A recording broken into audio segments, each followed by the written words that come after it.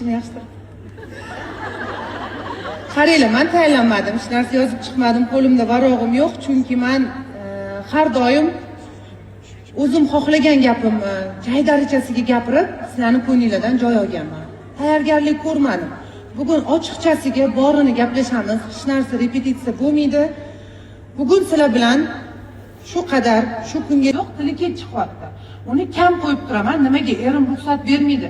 Bir kun shunaqa yoshda. O'sha bolangiz kimgadir podarka qilib yuborsa, to'g'risini ayting deyishdi. Qo'yishga majburman. To'g'ri, ko'z bor narsa, men aytaman erimga. Bir payt urushib ham qolamiz. Sen qo'yding, mana bola kechasi bilan uxlamayapti. Sen qo'yding kasal. Birinchidan meni erim bilmayman, aytgani bo'ladi. Erim shunaqa, men psixologman bo'lsa, chaqirib oladi. Shu narsaga meni ham ishontirib qo'yadi. Bolaning 100% mazasi bo'lmaydi. Lekin men o'z immunitetim juda ham katta. Ani qaytaruvlar qilib, nimalar qilib yurmayman. O'z energiyam hammaligini qaytarib turadi orqaga. Endi bola gul deydi-ku. Yo'q, rosta. Mana taolaman, 5 mahal namoz o'qimayman, lekin niyatim bor. Lekin yig'ib tushgan bo'lishim kerak edi. Shuncha xalq oldiga chiqib, to'g'rimi? Mana har kun chiqaman, ko'z nazar degan narsa bor. Xullas o'sha bolamni qo'ydim. Bo'ldi, hamma tinch edi. Bildirishdi, podarka qilib boshqa. Ishlayman, Instagramga sarflayman va biznesdan keladigan daromadni shotdan olaman. Birinchi o'rinda men oilani qadriyatlarini hurmat qilaman. Ko'p joylarda o'rtoqlarim bilan gaplarda yig'ilsak, keyin gap bilasizlar, xotinlar keyingi planlarni tuzib tashlashadi. Tog'ga chiqamiz, chetga chiqamiz, demayman. Erimdan so'rab ko'ring, gruppaga yozib boraman. Shunaqa haqiqatdan. Sizdan so'rab ish qilasizmi deyishadi. Albatta erimdan so'rab ish qilaman. So'z boyligim tugab qoldi. Kimdadir agar savol bo'lsa, qiziqtirgan, kelinglar, savolingizga ham javob bering. Qila olaman deganman. Chunki men 25 yoshimgacha kabluk kiymaganman. Sababi bo'yim baland, ikkinchidan semiz edim. Kabluk kiyib ko'rsam, oyog'im ham qiruvch bilasizlar, Gloriyaga o'xshab qolardi. Semiz odam kabluk kiyib oladi. Ozib olayman hali kabluklarni shunaqa dengiz. Oyi, oyim o'z faxrlarini juda yaxshi ko'radilar. Chiroyli kuta onalari yo'llarida. Mikrofonga gapiramiz, mikrofonga.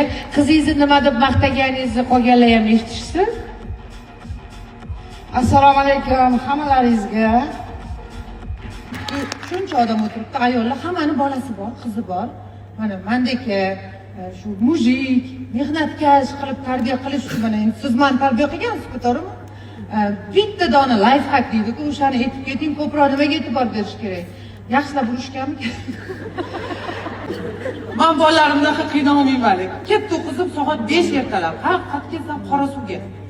Andijonga biz ketardik. Lekin shukr qilaman, qiyinchilik ko'rdim va o'zim nima desam bo'ladi, shu qiyinchilikdan o'tganim uchun ancha pishdim.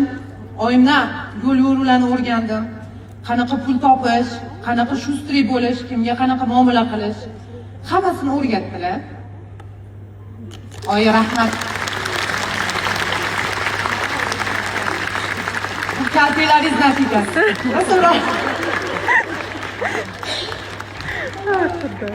Lekin baribir oilaviy kontent bu zo'r. Bitta minus tomoni bor. Erim bilan urisha olmayman hozir. Chiqib bermayman videoga. Operativ syomkamiz bor edi Asad. Ssenariy qanaqa edi? Pochcham uyqulardan turdi. Erim bilan urishgan bo'laman. Kecha shunaqa bo'ldi.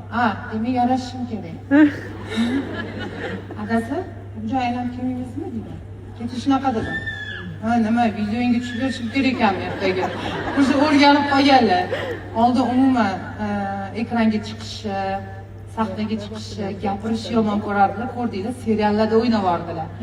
Agar uyingizdagilar bunga, blogerlarga yoki Instagramda blog yuritishga, o'zinglarni qo'yishga qarshilik qilayotgan bo'lsa, bu o'tib ketadi. To'xtamanglar. Agar qiziqishinglar bo'lsa shu sohaga, to'xtamasdan mehnat qilsanglar, sizlar yaxshilik yo'lda qilyapsizlar-ku. Bir yomon narsalarni olib chiqmayapsizlar, yomon narsalarni targ'ib qilib chiqmayapsizlar. Baribir bu kun sizlar bilan faxrlanishadi. Shuning uchun o'qish kerak, universitetlarda o'qish kerak derdilar. Lekin o'qimadim. Lekin shu yerda turibman. Nimaga? Men o'qidim. Aynan shu katta odamlarni har bitta gapini, mag'zini chaqdim. Demak, bunaqa qilsam bunaqa bo'lar ekan. Demak, bu noto'g'ri. katta odamlar bilan ko'p gaplashishni boshladim, suhbatini olishni boshladim. ishtirok etganingiz haqidagi sertifikat. Va albatta bizning bosh homiyimiz Inclusive Therapy Klinikdan 50% chegirma uchun vaucher. Aynan baxt formulasini tanladingiz mehmon spiker sifatida. Chunki baxtliman-ku.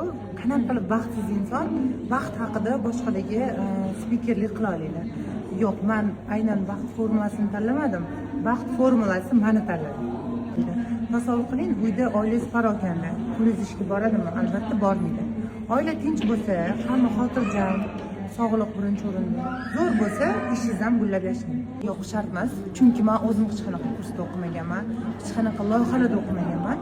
Bu omadim desam bo'ladi. Omad kelib qoldi, avvalambor Alloh va odamni o'zi harakatchan bo'lishi kerak, erinish kerak emas. Hamma narsaga ishonish kerak. Birinchi o'rinda orzu, niyat, harakat, maqsad. Shularni hammasini joy-joyida qilsa, misol uchun men